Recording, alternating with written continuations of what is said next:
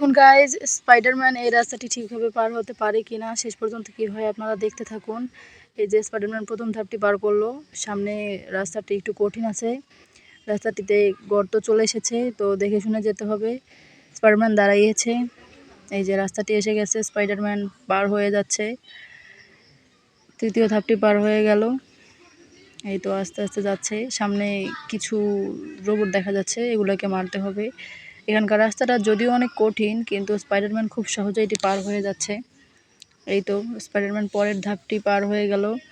এখানে স্টেপগুলো আস্তে আস্তে উপরে উঠতে হবে, তারপর ওই কার্টুনগুলোকে মারতে হবে।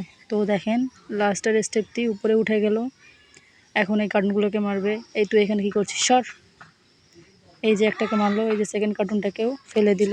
এখন উপরে যাইতে হবে, উপরে গিয়ে কার্টুনগুলোকে মারতে হবে, তাহলে স্পাইডারম্যান জিতে যাবে। দেখুন শেষ পর্যন্ত কি হয়। তো দেখুন নীল কার্টুনটাকে মেরে দিল, এক লাথি মেরে দিল, সবাই পড়ে গেছে।